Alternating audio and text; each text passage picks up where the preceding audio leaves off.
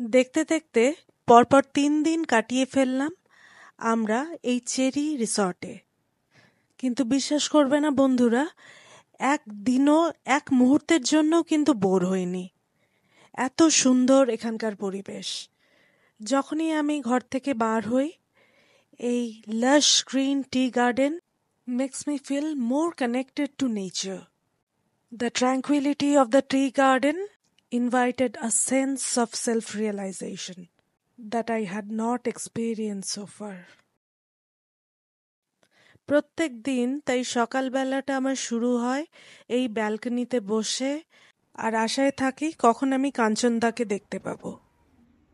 আমার ব্যালকনির থেকে আকাশ পরিষ্কার থাকলেই সুন্দর কাঞ্চনজঙ্ঘা দেখতে পাওয়া যায়, কিন্তু আমার এই 4 দিনের স্টেতে আমি একদিনও কাঞ্চনজঙ্ঘাকে দেখতে পাইনি। কিন্তু তাও মনে কোনো আক্ষেপ নেই। এইখানে বসে আমার মনের ভেতরে যে এক আনন্দের সঞ্চার ঘটে তা বলে বোঝানো যাবে না। এক প্রশান্ত শান্তি আমি অনুভব করি। তাই চায়ের কাপ হাতে নিয়ে রোজই আমার দিনটা খুব সুন্দরভাবে শুরু হয় এখানে। চারিদিকে কোনো ব্যস্ততা নেই, অফিস যাওয়ার তাড়া নেই, সুন্দর রিল্যাক্সেশনের একটা জায়গা। ইভেন আমার মায়েরও এই জায়গাটা ভীষণ ভীষণ ভালো লেগেছে। এই যে আমরা হচ্ছে এখানে এসে পৌঁছেছেন, এই ফ্ল্যাটগুলো, এগুলো হচ্ছে চেরি রিসোর্টের ফ্ল্যাট। ফ্ল্যাট খুব সুন্দর, ভীষণ সুন্দর। যেমন ঘরগুলো সুন্দর, সেরকম মনোরম দৃশ্য, মানে পুরো চা বাগানের মাঝে এই রিসোর্টটা, মানে অপূর্ব অপূর্ব অপূর্ব, তুলনা নেই। চারিদিকে সবুজে সবুজ, একদম খুব সুন্দর। পাহাড়ের কোলে মানে এমন দৃশ্য সত্যি সচরাচর দেখা যায় না, আমরা সমতলবাসীরা একদমই দেখতে পাই না। এই রিসর্টটার পাশেই রয়েছে পার্কিং লট, আর পার্কিং লটে খুব একটা গাড়ি ছিল না বলে আমরা শুরু করে দিলাম ব্যাডমিন্টন খেলা। এই সুন্দর পরিবেশের মধ্যে ব্যাডমিন্টন খেলতে যে কি ভালো লাগছিল সে তো দেখেই বুঝতে পারা যাচ্ছে। ঘুরতে যেতে বিশেষ মন চাইছিল না, মনে হচ্ছিল রিসর্টে বসেই ল্যাদ খেয়ে দিনটা কাটিয়ে দিই। আমাদের রিসর্ট থেকে মাত্র 13 কিলোমিটার দূরেই ছিল রা বাংলা। আমরা এখানে বহুবার এসেছি রা বাংলার বুদ্ধ মন্দিরে, কিন্তু মায়ের এই টেমি টি গার্ডেনের এই প্রথম ভিজিট। তাই মাকে নিয়ে আমরা চললাম রা বাংলার বুদ্ধ মূর্তি দেখতে। চারিদিক কুয়াশায় ঘেরা, আর আমরা বেরোতে বেরোতে এতটাই দেরি করে দিয়েছি যে সন্ধে আসবে আসবে করছে। আর পাহাড়ি রাস্তায় সন্ধেবেলায় বেশ ভয়ই লাগে গাড়ি ড্রাইভ করতে। অবশেষে 4টে নাগাদ আমরা পৌঁছে গেলাম রা বাংলা বুদ্ধ পার্কে। যেহেতু অনেকটাই দেরি হয়ে গেছিল, তাই বুদ্ধ স্ট্যাচুর পাদদেশে যাওয়ার জন্য আমরা নিয়ে নিয়েছিলাম গল্ফ কার্ট। আমরা লাস্ট টাইম যখন এসেছিলাম তখন এই গল্ফ কার্টের পরিষেবাটা চালু ছিল না, তাই অতি স্বল্প সময়ের মধ্যে আমরা গল্ফ কার্টে করে পৌঁছে গেলাম বুদ্ধ মূর্তির পাদদেশে।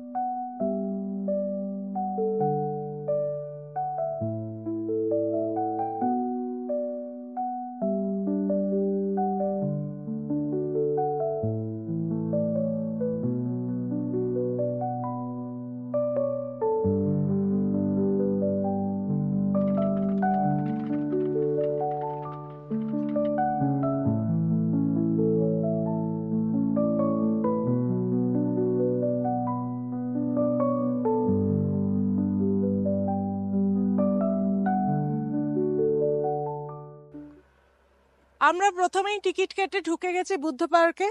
এখানে একটা জিনিস দেখে আমার খুব ভালো লাগলো, যারা অতটা হাঁটতে পারবে না তাদের জন্য কার্ট সিস্টেম করা হয়েছে। একটা গল্ফ কার্টে করে তারা ইজিলি একদম বুদ্ধ মূর্তির পাদদেশে চলে আসতে পারবে। এগুলো খুব সুন্দর, এই গোল গোল চাকা এখানে লাগানো হয়েছে। বুদ্ধ ধর্মে নাকি নিয়ম আছে, যত এগুলো ঘুরিয়ে ঘুরিয়ে যাবে তত নাকি আমার যা পাপ আছে সব পাপ স্খলন হয়ে যাবে। তো আমি আজকে সকাল থেকে এখানে এসে খালি ঘুরেই যাচ্ছি, জানি না আমার কতটা পাপ স্খলন হয়েছে। এই জায়গাটা খুবই সুন্দর, প্রচণ্ড শান্তির। ফলে আমি ভেতরে গিয়ে চেঁচামেচি করে ব্লগ করে শান্তি ভগ্ন করতে চাইনি, চলে এসেছি একদম প্রকৃতির মাঝে। চারিদিক একদম পাহাড়ে ঘেরা, সুন্দর কুয়াশায় আবৃত হয়ে আছে, আর আমরা রয়েছি বুদ্ধ মূর্তির পাদদেশে।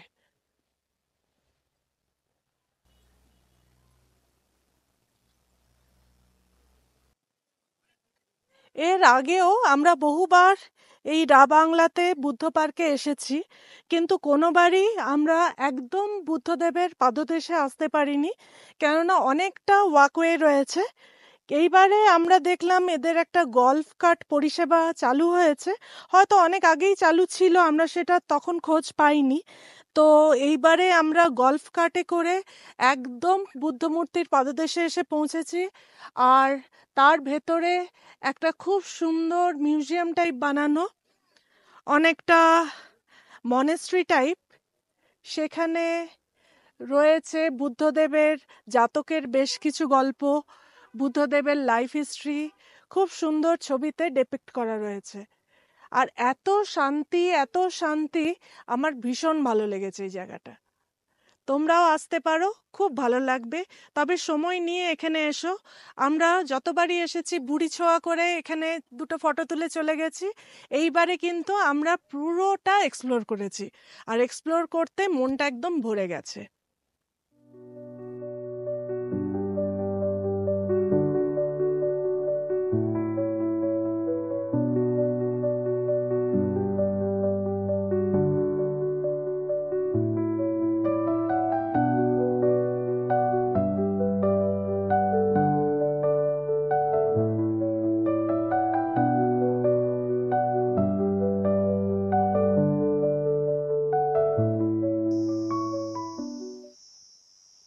আজকে বিজয়া দশমী, আমাদের বাড়ি ফেরার পালা, ছুটি শেষ।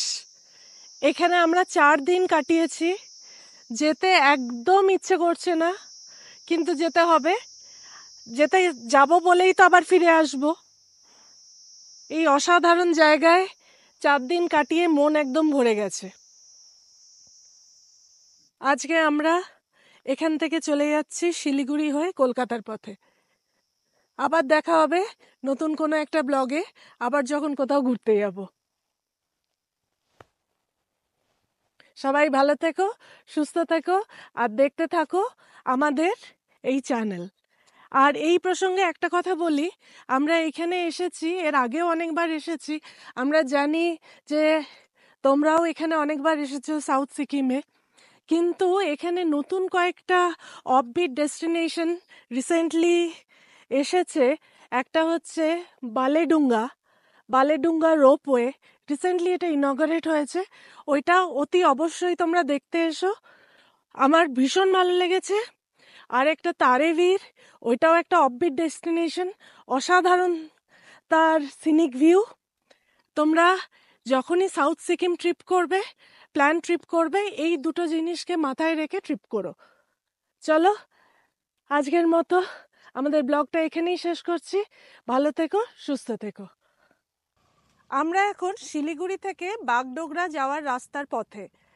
এই হাইওয়ের সামনে দেখলাম দুদিকে বিস্তৃত চায়ের বাগান, আর নিজেদেরকে সামলাতে পারলাম না, নেমে পড়লাম, শুরু করে দিলাম বোকা বোকা ফটোশ্যুট। জায়গাটা খুবই মনোরম, সেটা নতুন করে বলার কিছু নেই, কিন্তু ভাবলাম কিছু কচি কচি দুটো পাতা একটা কুড়িবালা নিয়ে যাই, ঘরে ফুটিয়ে না হয় চা করে খাবো, আর সেই চা কেমন হলো তোমাদেরকেও জানাবো। আমি হাতে অনেকগুলো চা পাতা নিয়েছি, সেগুলো ঘরে গিয়ে আমরা ফুটিয়ে খাবো। এই চা বাগানে শুনেছি লেপার্ডেরও বেশ আসা যাওয়া আছে, তো কখন কোন লেপার্ডের পাল্লায় পড়বো সেটা জানি না, কিন্তু পটাপট আমি চা তুলে যাচ্ছি।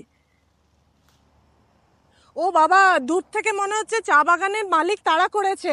পালা রে পালা, পালিয়ে যা পালিয়ে যা পালিয়ে যা, তাড়া করেছে রে ভাই।